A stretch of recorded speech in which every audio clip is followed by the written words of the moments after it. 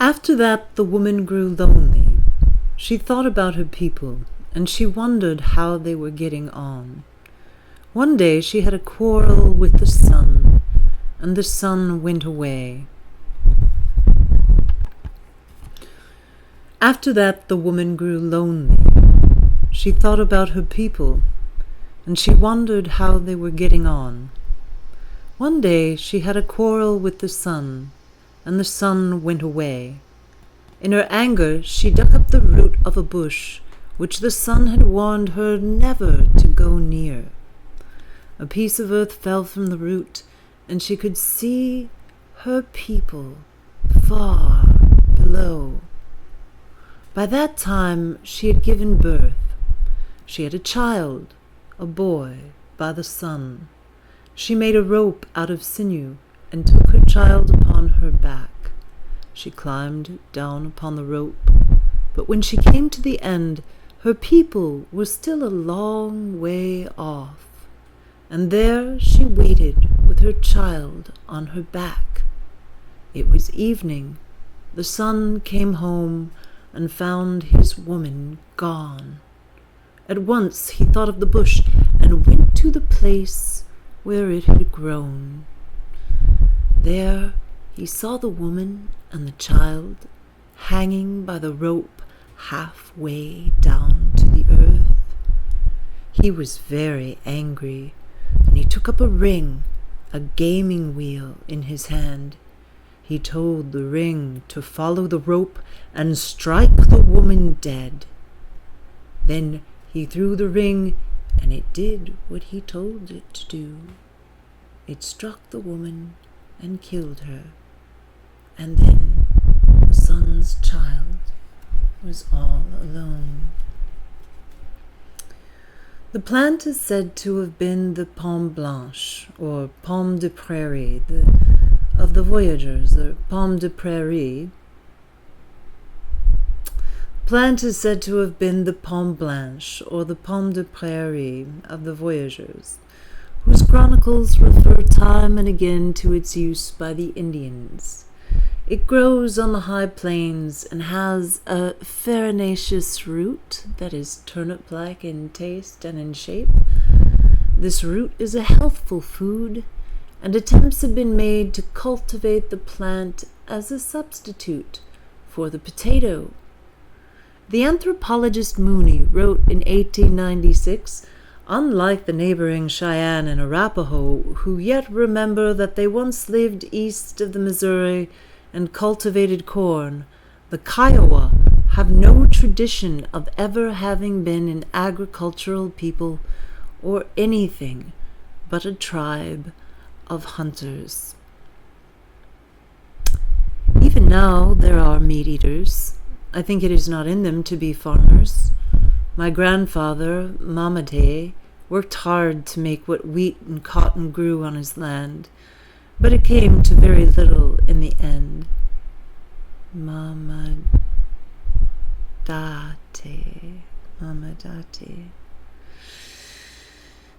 Even now there are meat-eaters. I think it is not in them to be farmers. My grandfather, Momaday, worked hard to make wheat and corn grow on his land, but it came to very little in the end. Once when I was a small boy, I went across the creek. Let's try that. The plant is said to have been the pomme blanche, or pomme de prairie, of the voyageurs, whose chronicles refer again time and again to its use by the Indians. It grows on the high plains and has a farinaceous root that is turnip-like in taste and shape. This root is a healthful food, and attempts have been made to cultivate the plant as a substitute for the potato.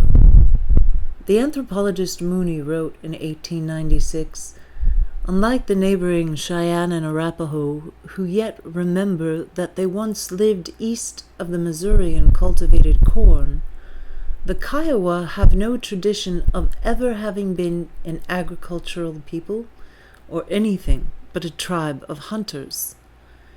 Even now they are meat-eaters. I think it is not in them to be farmers. My grandfather, Momaday, worked hard to make wheat and cotton grow on his land, but it came to very little in the end. When I was a small boy, I went across the creek to a house where the old woman Kay lived. Some men and boys came in from the pasture where a calf had just been killed and butchered. One of the boys held the calf's liver, still warm and wet with life, in his hand, eating it with great relish. I have heard that the hunters of the plains prized the raw liver and tongue of the buffalo above all other delicacies. The sun's child was big enough to walk around on the earth, and he saw a camp nearby. He made his way to it and saw that a great spider, that which is called a grandmother, lived there. The spider spoke to the sun's child, and the child was afraid. The grandmother was full of resentment. She was jealous, you see, for the child had not been weaned from its mother's breasts. She wondered whether the child were a boy or a girl, and therefore she made two things, a pretty ball and a bow and arrows. These things she left alone with the child all the next day. When she returned, she saw that the ball was full of arrows, and she knew that the child was a boy, and that he would be hard to raise. Time and again the grandmother tried to capture the boy, but he always ran away. Then one day she made a snare out of rope. The boy was caught up in the snare, and he cried and cried. But the grandmother sang to him, and at last he fell asleep. Go to sleep and do not cry. Your mother is dead, and still you feed upon her breasts. Oh, la, la, la. In the summer of 1874, the Kiowas were driven southward toward the Staked Plains.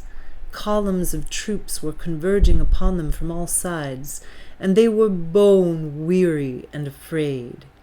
They camped on Elk Creek, and the next day it began to rain. It rained hard all that day, and the Kiowas waited on horseback for the weather to clear.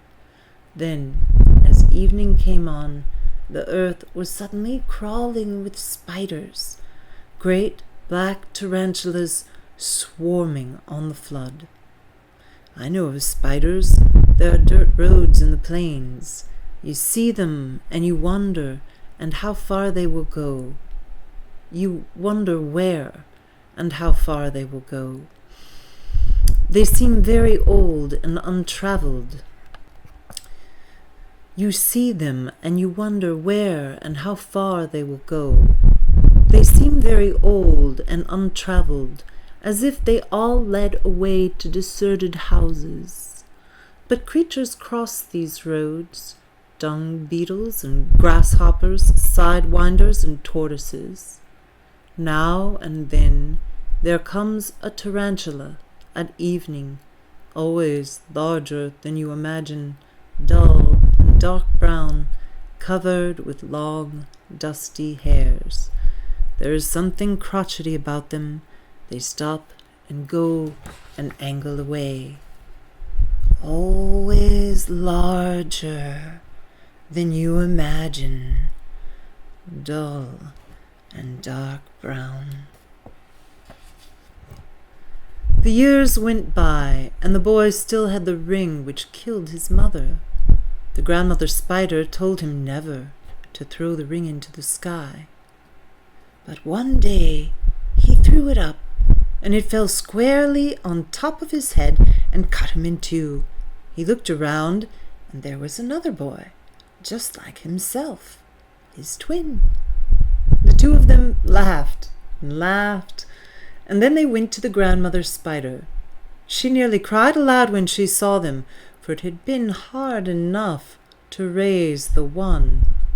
Even so, she cared for them well, and made them fine clothes to wear. Momaday owned horses, and he could remember that it was essentially good to own horses. It was hard to be without horses. There was a day Momaday got down from the horse for the last time. Of all the tribes of the plains, the Kiowas owned the greatest number of horses per person. On summer afternoons I went swimming in the Washita River. The current was slow, and the warm, brown water seemed to be standing still. It was a secret place. There, in the deep shade, enclosed in the dense, overhanging growth of the banks, my mind fixed on the wings of a dragonfly, or the flitting motion of a water strider, the great open land beyond was all but impossible to imagine. But it was there, a stone's throw away. Once, from the limb of a tree, I saw myself in the brown water. Then a frog leaped from the bank, breaking the image apart.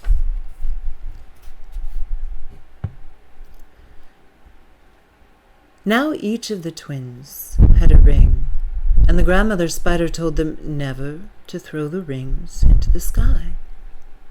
But one day they threw them up into the high wind. The rings rolled over a hill, and the twins ran after them. They ran beyond the top of the hill and fell down into the mouth of a cave. There lived a giant and his wife.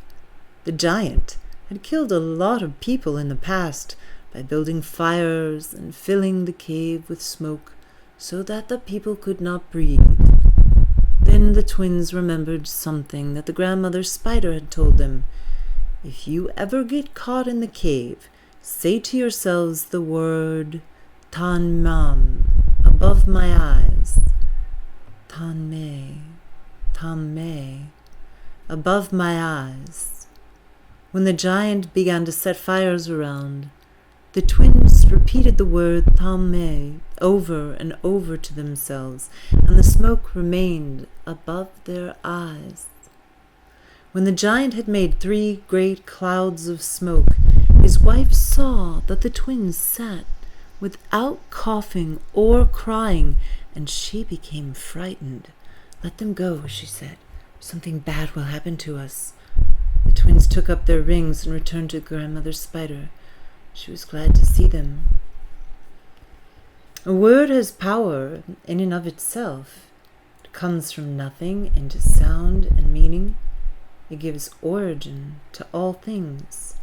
By means of words can a man deal with the world on equal terms, and the word is sacred. A man's name is his own. He can keep it or give it away as he likes.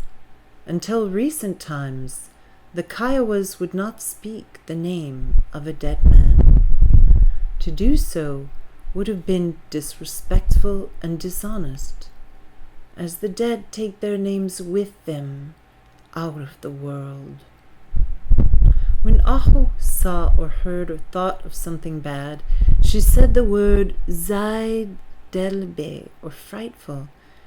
It was the one word with which she confronted evil and the incomprehensible. I liked her to say it, for she screwed up her face in a wonderful look of displeasure and clicked her tongue.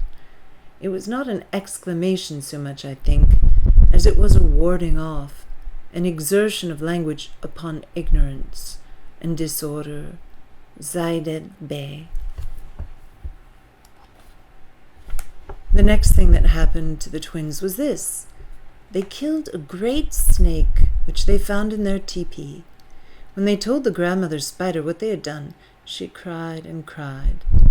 They had killed their grandfather, she said, and after that the grandmother spider died. The twins wrapped her in a hide, covered her with leaves by the water. The twins lived on for a long time, and they were greatly honored among the Kiowas. In another and perhaps older version of the story, it is a porcupine and not a redbird that is the representation of the sun. In that version, too, one of the twins is said to have walked into the waters of a lake and disappeared forever, while the other at last transformed himself into 10 portions of medicine, thereby giving of his own body in Eucharistic form to the Kiowas. The 10 bundles, Talyidai, boy medicine, are like the Tai-me, chief objects of religious veneration. When he was a boy, my father went with his grandmother, Kaidinikea,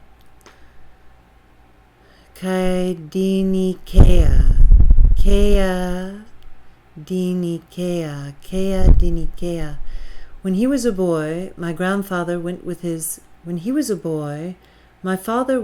grandmother. When he was a boy, my father went with his grandmother, Kaidinikea, to the shrine of one of the Taldai. The old woman made an offering of bright cloth, and she prayed. The shrine was a small, specially made teepee. Inside, suspended from the lashing of the poles, was the medicine itself. My father knew that it was very powerful, and the sight of it filled him with wonder and regard. The holiness of such a thing can be imparted to the human spirit, I believe, for I remember that it shone in the sightless eyes of Kaidinikea. I remember that it shone in the sightless eyes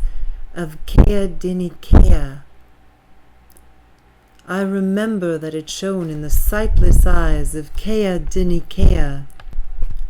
The holiness of such a thing can be imparted to the human spirit, I believe, for I remember that it shone in the sightless eyes of Kaidinikea. Once I was taken to see her at the old house on the other side of Rainy Mountain Creek. The room was dark, and her old age filled it like a substance. She was white-haired and blind, and in that strange reversion that comes upon the very old, her skin was as soft as the skin of a baby. I remember the sound of her glad weeping and the water-like touch of her hand. Long ago there were bad times. The Kiowas were hungry, and there was no food. There was a man who heard his children cry from hunger, and he went out to look for food. He walked 4 days and became very weak. On the 4th day he came to a great canyon. Suddenly there was thunder and lightning. A voice spoke to him and said, "Why are you following me? What do you want?" The man was afraid. The thing standing before him had the feet of a deer, and its body was covered with white feathers. The man answered that the Kiowas were hungry. "Take me with you," the voice said, "and I will give you whatever you want." From that day, Tai-me has belonged to the Kiowas. The great central figure of the Kado or Sundance ceremony is the Tai-me. This is a small image, less than 2 feet in length, representing a human figure dressed in a robe of white feathers, with a headdress consisting of a single upright feather and pendants of ermine skin, with numerous strands of blue beads around its neck, and painted upon the face, breast, and back with designs symbolic of the sun and moon. The image itself is of dark green stone, in form rudely resembling a human head and bust, probably shaped by art like the stone fetishes of the Pueblo tribes. It is preserved in a rawhide box in charge of the hereditary keeper, and is never, under any circumstances, exposed to view, except at the annual Sundance, when it is fastened to a short upright stick planted within the medicine lodge near the western side. It was last exposed in 18 88.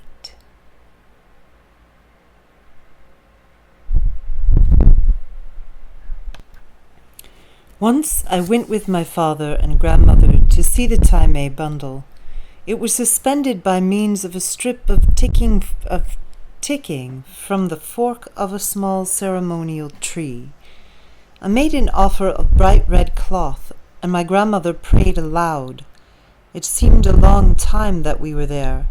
I had never come into the presence of Taimei before, nor have I since. There was a great holiness all about in the room, as if an old person had died there, or a child had been born. A long time ago there were two brothers.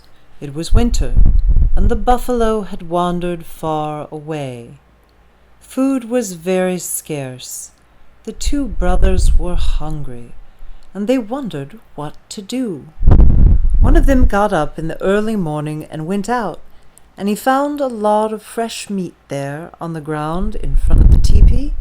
He was very happy, and he called to his brother outside. "Look," he said, "something wonderful has happened. We have plenty of food."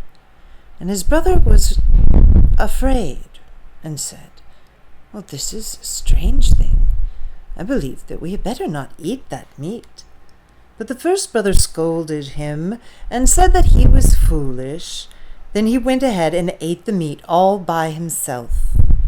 In a little while, something awful happened to him. He began to change.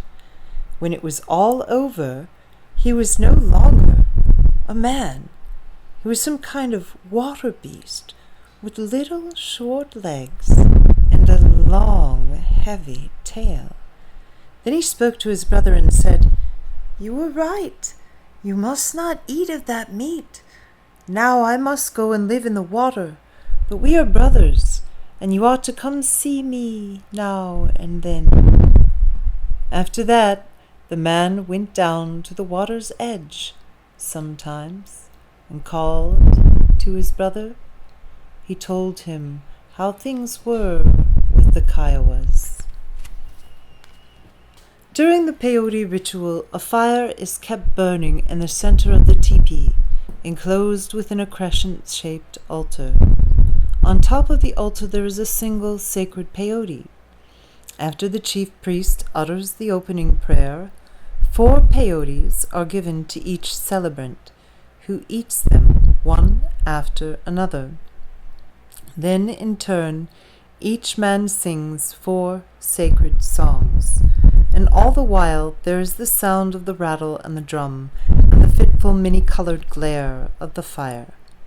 The songs go on all through the night, broken only by intervals of prayer, additional distributions of peyote, and at midnight, a peculiar baptismal ceremony. Momaday was a peyote man, and he was therefore distinguished by these things: a necklace of beans, a beaded staff and rattle, an eagle bone whistle, and a fan made from the feathers of a water bird. He saw things that other men do not see. Once a heavy rain caused the Washita River to overflow and Rainy Mountain Creek to swell and back up. Momaday went to the creek near the crossing to swim, and while he was there, the water began strangely to move against him, slowly at first, then fast, in high, hard waves. There was some awful commotion beneath the surface, and Momaday got out of the water and ran away. Later he went back to that place.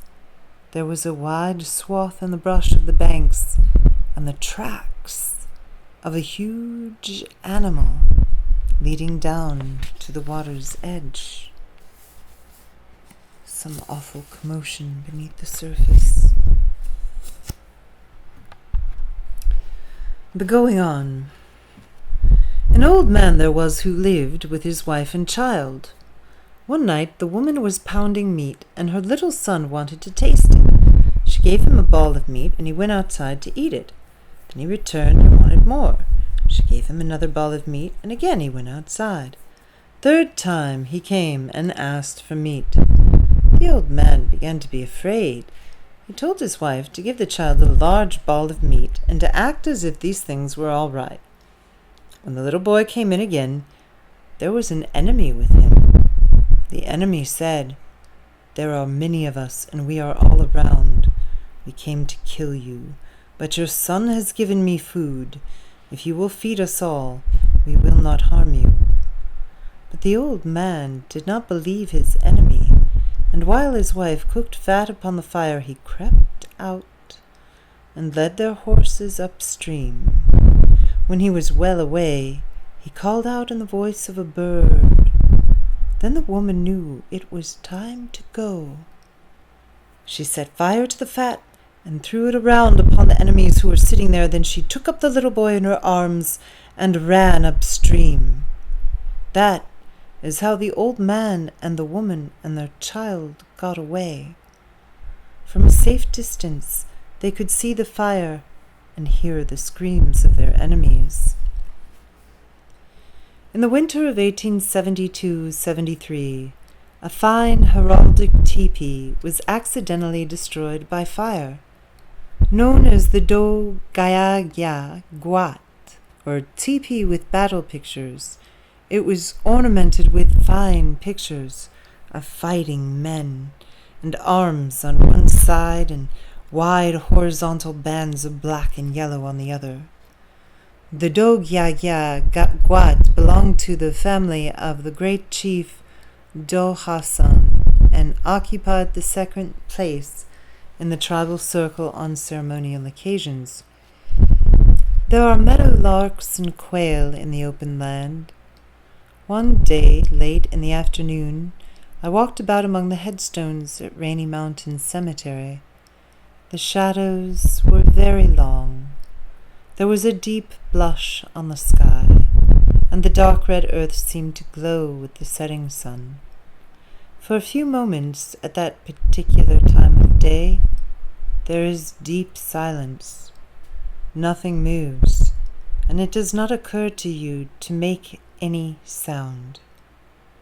Something is going on there in the shadows. Everything has slowed to a stop in order that the sun might take leave of the land. And then there is the sudden piercing call of the bobwhite. The whole world is startled by it. If an arrow is made well, it will have tooth marks upon it. That is how you know. The Kiowas made fine arrows and straightened them in their teeth. Then they drew them to the bow to see if they were straight. Once there was a man and his wife. They were alone at night in their teepee.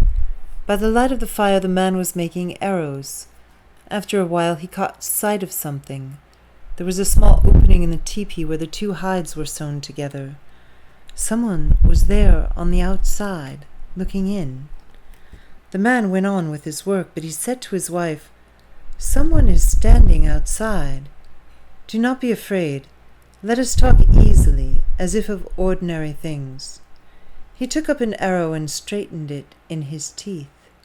Then, as it was right for him to do, he drew it to the bow and took aim, first in this direction and then in that, and all the while he was talking as if to his wife.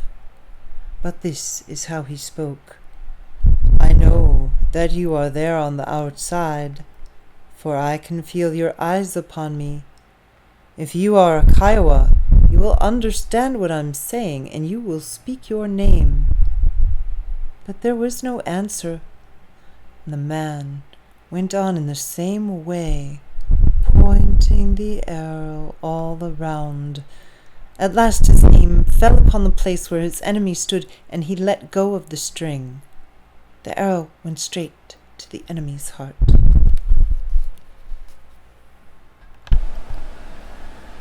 The old men were the best arrow makers, for they could bring time and patience to their craft.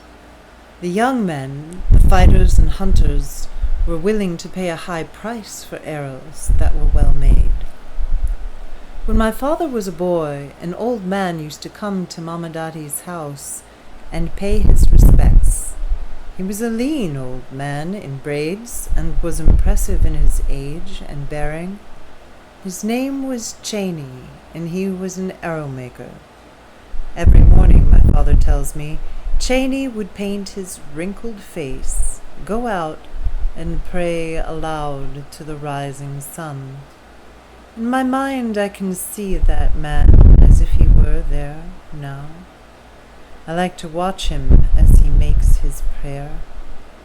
I know where he stands and where his voice goes on the rolling grasses and where the sun comes up on the land. There at dawn you can feel the silence.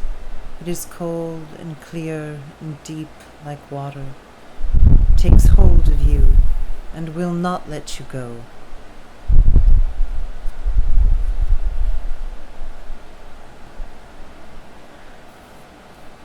The Kiowa language is hard to understand, but the storm spirit understands it. This is how it was. Long ago, the Kiowas decided to make a horse. They decided to make it out of clay, and so they began to shape the clay with their hands. Well, the horse began to be, but it was a terrible, terrible thing. It began to writhe slowly at feet first, then faster and faster, until there was a great commotion everywhere. The wind grew up and carried everything away. Great trees were uprooted, and even the buffalo were thrown up into the sky. The Kiowas were afraid of that awful thing, and they went running about, talking to it. And at last it was calm. Even now, when they see the storm clouds gathering, the Kiowas know what it is. That a strange, wild animal roams the sky. It has the head of a horse and the tail of a great fish. Lightning comes from its mouth, and the tail, whipping and thrashing on the air, makes the high, hot wind of the tornado. But they speak to it, saying, "Pass me over." They are not afraid of Mankahi, for it understands their language. At times the plains are bright and calm and quiet. At times they're black with the sudden violence of weather. Always there are winds. A few feet from the southwest corner of my grandmother's house there is a storm cellar. It will be there, I think, when the house and the arbor and the barn have disappeared. There are many of those crude shelters in that part of the world. They conform to the shape of the land and are scarcely remarkable. Low earthen mounds with heavy wooden trapdoors that appear to open upon the underworld. I have seen the wind drive the rain so hard that a grown man could not open the door against it. And once, descending into that place, I saw the whole land at night become visible and blue and phosphorescent in the flash, whipping and thrashing in the air.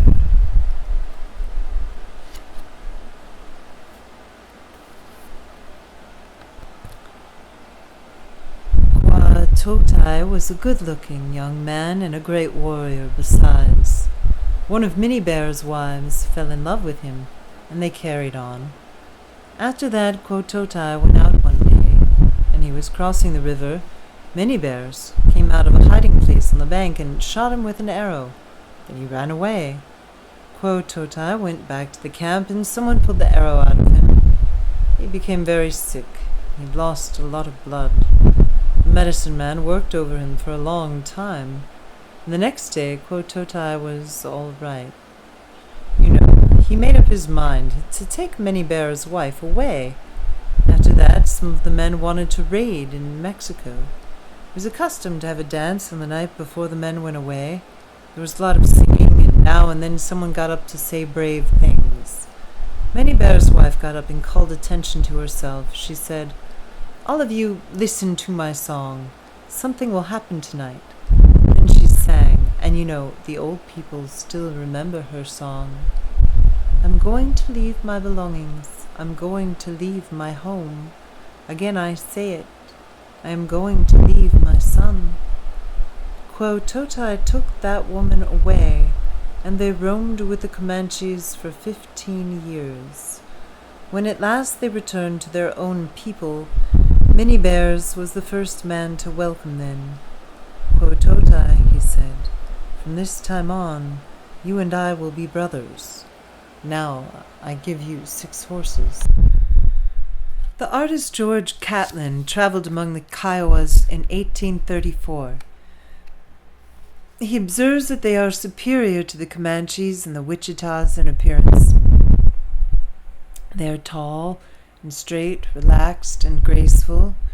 They have fine classical features, and in this respect they resemble more closely the tribes of the north than those of the south. Catlin's portrait of Quetzalcoatl is the striking figure of a man tall and lean, yet powerful and fully developed. He's lithe, and he knows beyond any doubt his great strength and vigor. He stands perfectly at ease, the long drape of his robe flowing with the lines of his body. His left hand rests upon his shield and holds a bow and arrows. His head is set firmly, and there is a look of bemused and infinite tolerance in his eyes. He is said to have been nearly 7 feet tall, and able to run down and kill a buffalo on foot. I should like to have seen that man, as Caitlin saw him, walking toward me, or away in the distance, perhaps, alone and against the sky. There was a strange thing, a buffalo with horns of steel. One day a man came upon it in the plain, just there where once upon a time 4 trees stood close together. Then the man and the buffalo began to fight. The man's hunting horse was killed right away, and the man climbed one of the trees. The great bull lowered its head and began to strike the tree with its black metal horns, and soon the tree fell. But the man was quick, and he leapt to the safety of the second tree. Again the bull struck with its unnatural horns, and the tree soon splintered and fell. The man leapt to the third tree, and all the while he shot arrows at the beast, but the arrows glanced away like sparks from its dark hide. At last there remained only 1 tree, and the man had only 1 arrow. He believed then that he would surely die, but something spoke to him and said, "Each time the buffalo prepares to charge, it spreads its cloven hooves and strikes the ground. Only there, in the cleft of the hoof, is it vulnerable. It is there you must aim." The buffalo went and turned, spreading its hooves, and the man drew the arrow to his bow. His aim was true, and the arrow struck deep into the soft flesh of the hoof. The great bull shuddered and fell, and its steel horns flashed once in the sun. 40 years ago, the townspeople of Carnegie, Oklahoma, gathered about 2 old Kiowa men who were mounted on workhorses and armed with bow and arrows. Someone had got a buffalo, a poor broken beast, in which there was no trace left of the wild strain. The old men waited silently amid the laughter and talk. Then, at a signal, the buffalo was let go. It balked at first, more confused, perhaps, than afraid, and the horses had to be urged and then brought up short. The people shouted, and at last the buffalo wheeled and ran. The old men gave chase, and in the distance they were lost to view in a great red cloud of dust. but they ran that animal down and killed it with arrows. One morning my father and I walked in Medicine Park, on the edge of a small herd of buffalo. It was late in the spring, and many of the cows had newborn calves. Nearby, a calf lay in the tall grass. It was red-orange in color, delicately beautiful, with new life. We approached, but suddenly the cow was there in our way, her great dark head low and fearful-looking. Then she came at us, and we turned and ran as hard as we could. She gave up after a short run, and I think we had not been in any real danger. But the spring morning was deep and beautiful, and our hearts were beating fast, and we knew just then what it was to be alive. Its steel horns flashed once in the sun.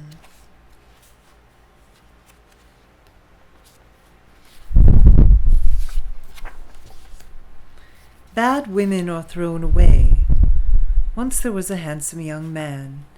He was wild and reckless, and the chief talked to the wind about him. After that the man went hunting. A great whirlwind passed by, and he was blind. The Kiowas have no need of a blind man. They left him alone with his wife and child. The winter was coming on, and food was scarce. In 4 days the man's wife grew tired of caring for him.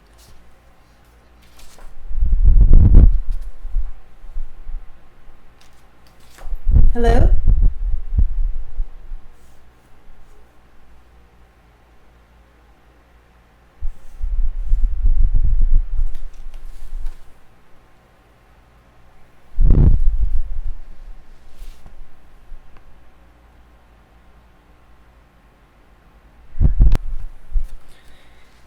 In the Kiowa calendars there is graphic proof that the lives of women were hard, whether they were bad women or not. Only the captives who were slaves held lower status. During the sun dance of 1843, a man stabbed his wife in the breast because she accepted Chief Dohassen's invitation to ride with him in the ceremonial procession. And in the winter of 1851-52, Big Bo stole the wife of a man who was away on a raiding expedition. He brought her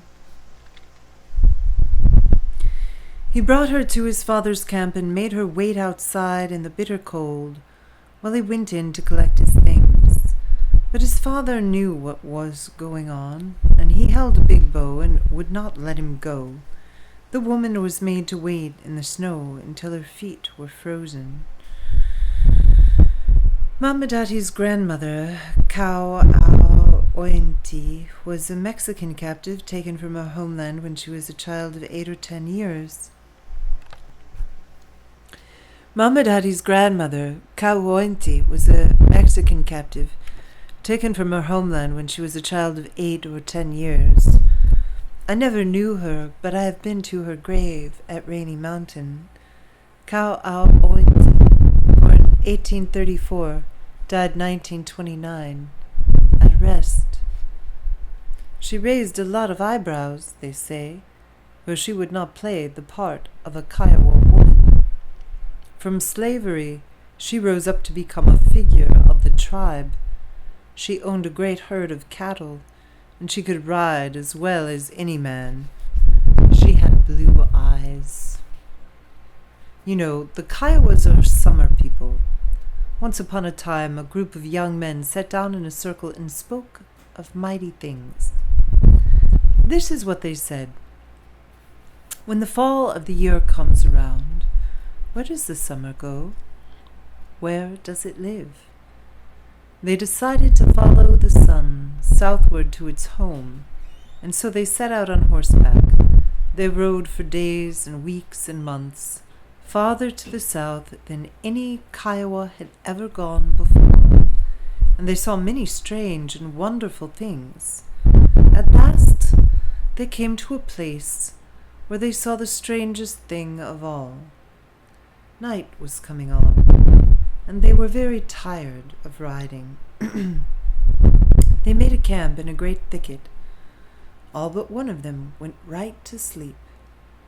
He was a good hunter, and he could see well in the moonlight. He caught sight of something.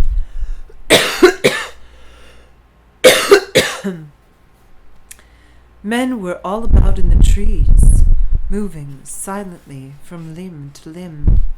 They darted across the face of the full moon, and he saw that they were small and had tails. He could not believe his eyes, but the next morning he told the others of what he had seen.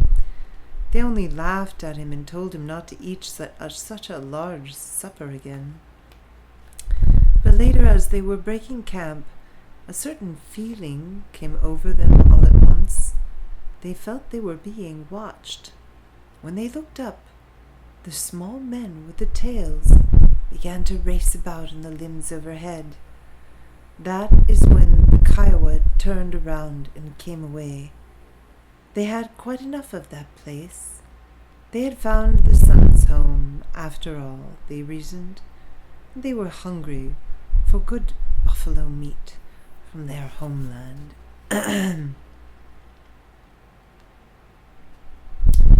It is unnecessary to dilate on the revolution made in the life of the Indian by the possession of a horse. Without it he was a half-starved skulker in the timber, creeping up on foot toward the unwearied deer or building a brush corral with infinite labor to surround a herd of antelope, and seldom venturing more than a few days' journey from home. With the horse he was transformed into the daring buffalo hunter, able to procure in a single day enough food to supply his family for a year, leaving him free then to sweep the plains with his war parties along a range of 1,000 miles. Some of my earliest memories are the summers on Rainy Mountain Creek, when we lived in the arbor on the north side of my grandmother's house. From there you could see downhill to the pecan grove, the dense, dark growth along the water, and beyond, the long sweep of the earth itself, curving out on the sky. The arbor was open on all sides to the light and the air and the sounds of the land. You could see far and wide, even at night, by the light of the moon. There was nothing to stand in your way. And when the season turned and it was necessary to move back into the house, there was a sense of confinement and depression for a time. Now and then in winter, when I passed by the arbor on my way to draw water at the well, I looked inside and thought of the summer. The hard dirt floor was dark red in color, the color of pipestone. He was transformed into a daring buffalo hunter.